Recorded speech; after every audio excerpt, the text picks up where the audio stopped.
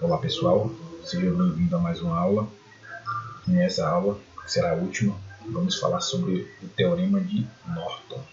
Na última aula eu disse que falaria sobre o Teorema de Thevenin de Norton, só que para a aula não ficar grande, tive de dividir em duas e nessa aqui eu falo da de Norton. Então o Teorema de Norton diz que qualquer circuito de dois terminais ele pode ser substituído por um circuito equivalente que consista somente de uma fonte de corrente de um resistor em paralelo, como é apresentado aqui nessa figura. Lembrando do Teorema de Thevenin, vai ser bem parecido. Se você tiver um circuito de dois terminais e aqui possui resistores, fonte de corrente, fonte de tensão e outros dispositivos de circuito, tudo combinado aqui com qualquer topologia. Então, a gente pode simplificar tudo isso que está dentro dessa caixinha apenas nisso aqui, ó, uma fonte de corrente em paralelo com a resistência. Lembra que no de Thevenin a gente reduz isso aqui tudo numa resistência em série, né, associada aqui com uma fonte de tensão. E isso agora o foco vai ser a fonte de corrente, uma resistência paralela. Qual o procedimento? O procedimento vai ser bem parecido com o anterior também.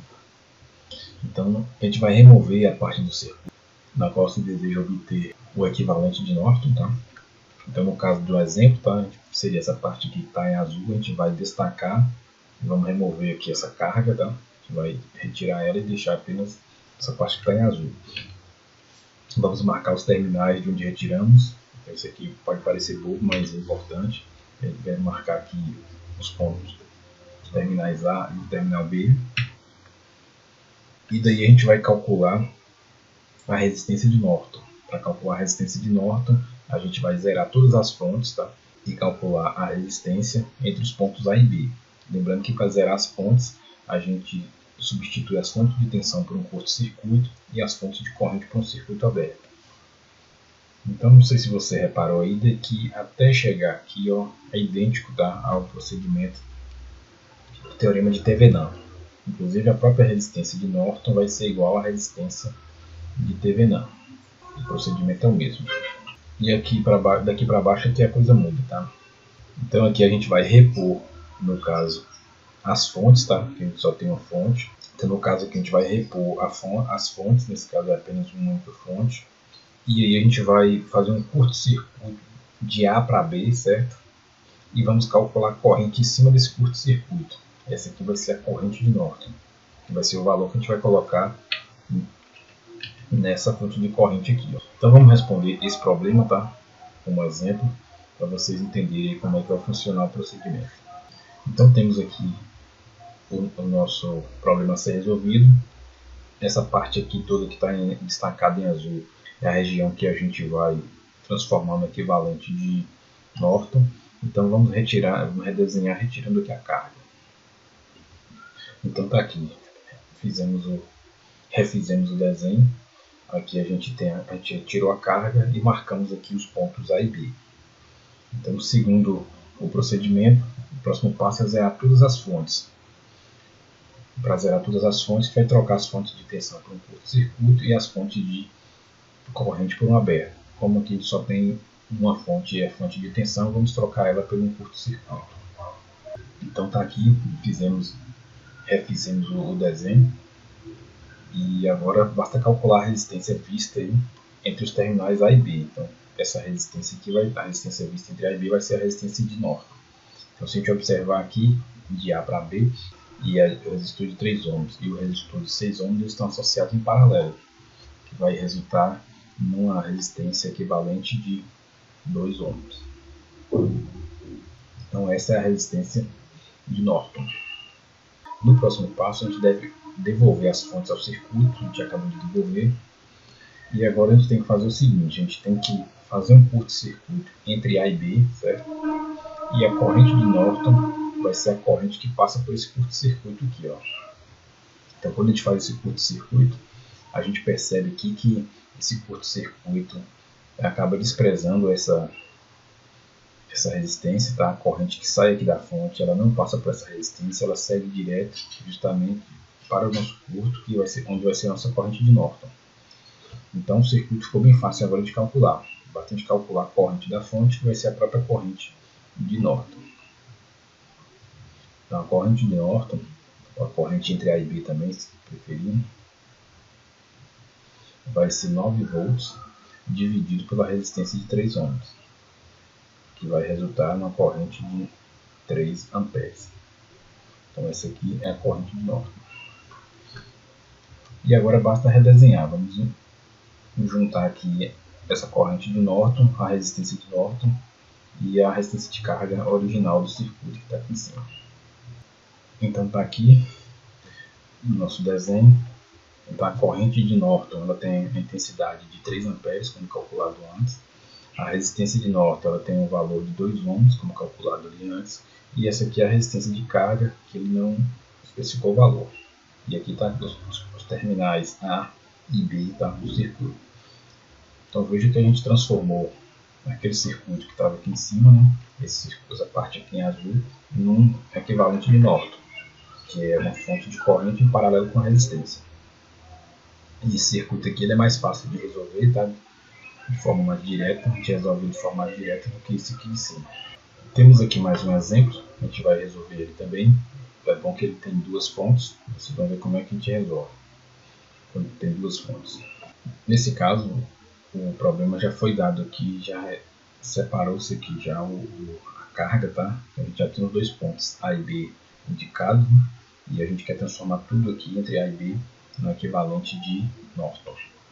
Então lembra que a primeira coisa a fazer é zerar as fontes. Então para zerar as fontes, vamos trocar essa fonte de corrente por um circuito aberto e vamos trocar essa fonte de tensão por um curto-circuito. Então a gente fez aqui, a gente trocou a fonte de corrente por um aberto, fizemos um curto-circuito aqui, e agora a gente está interessado na resistência de Norton, que vai ser a resistência vista aqui entre A e B. Se a gente perceber onde a gente tirou a fonte de corrente, esses fios aqui não são necessários, tá? Eles não têm influência no circuito, eu posso apagar, se a gente quiser ver melhor como fica. Faltou uma resistência aqui.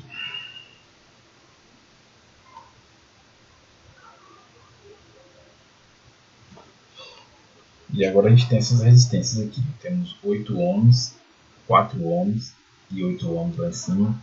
Esses resistores eles estão associados em série. Tá? Então 8 ohms em série com 4 vai dar 12 ohms. Em série com 8 ohms resulta em 20 ohms. Esses 20 ohms eles vão ficar associados em paralelo com essa resistência de 5 ohms. 20 ohms associado em paralelo com 5 ohms vai resultar numa resistência equivalente de 4 ohms. Então essa aqui vai ser a resistência de Norton.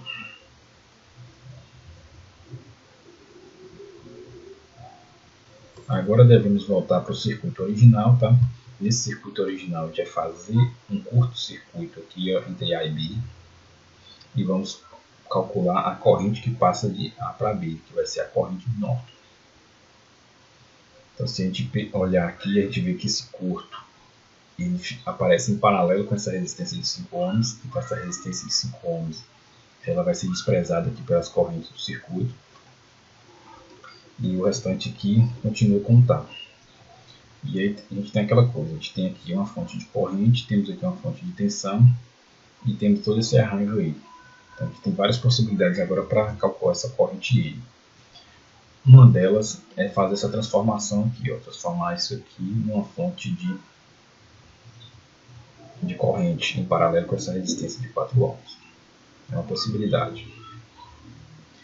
Transformar essa fonte de corrente numa fonte de tensão a gente não pode, tá?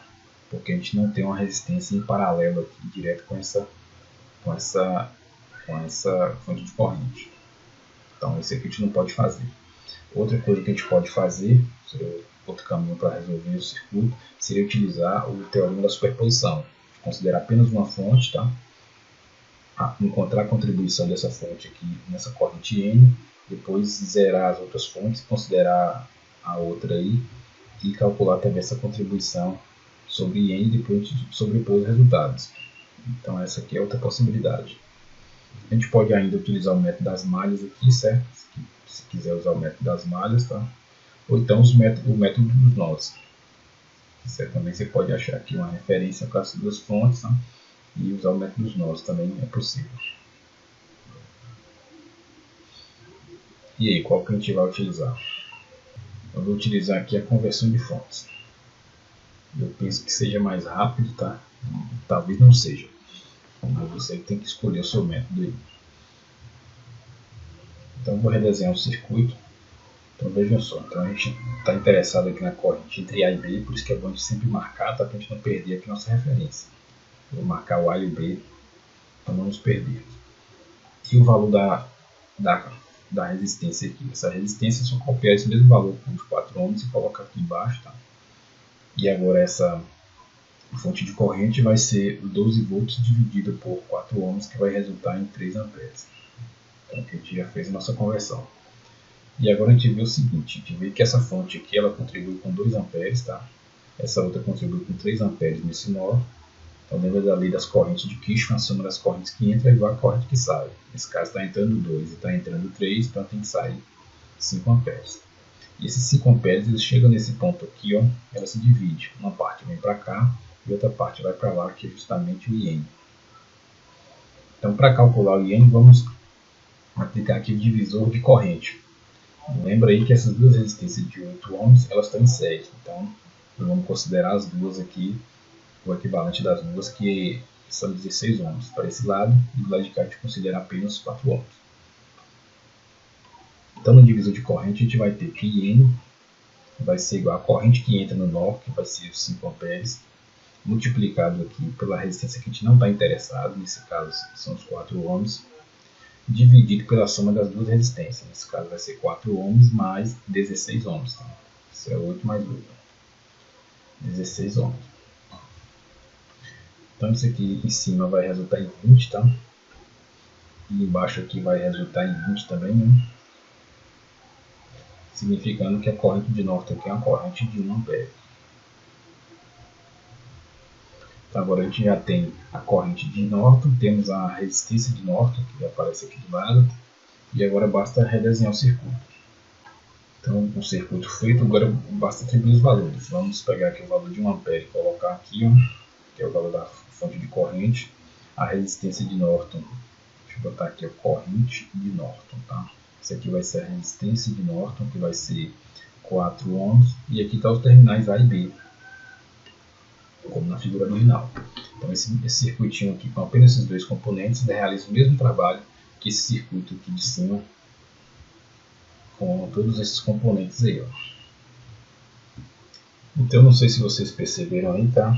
Mas o equivalente de Norton e o equivalente de Thevenin eles são bastante parecidos. Lembrei que a resistência de Norton ou de Thevenin é igual à resistência de Norton, em um caso quanto no outro.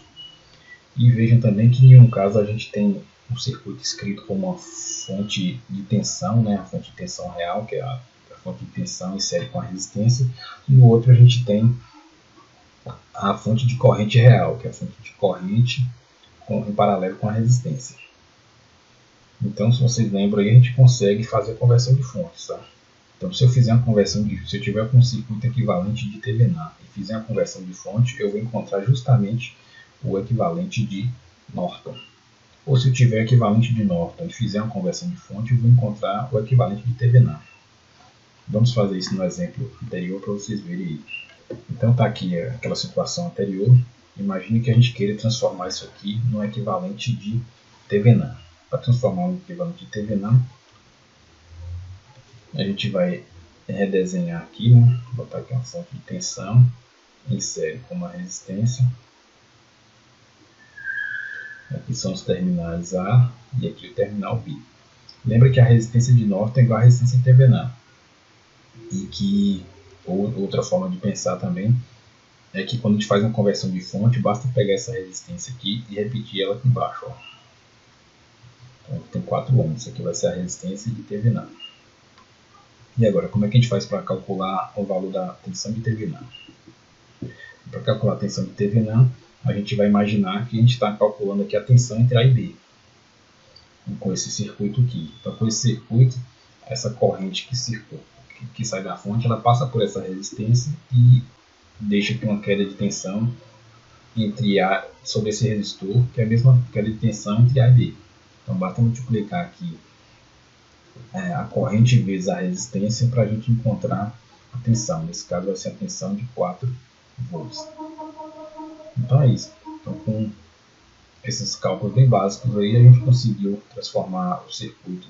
Esse aqui é o circuito equivalente de Norton.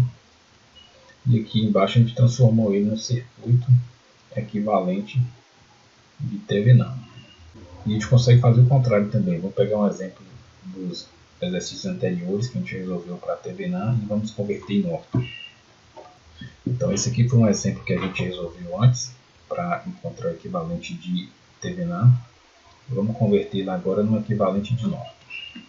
Essa parte que está em azul. Então a primeira coisa, vamos desenhar, tá?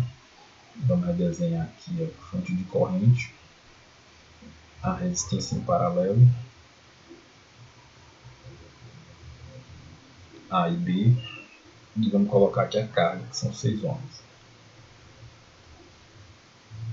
Então, novamente, para colocar aqui a resistência, no caso que é a resistência de Norton, a gente vai pegar essa resistência em série e repeti-la aqui embaixo, o mesmo valor.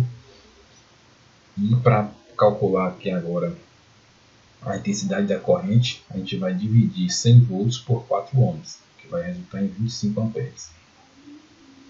Então pronto, já fez a conversão. Isso aqui vai ser a corrente de Norton, isso aqui embaixo vai ser a resistência de Norton.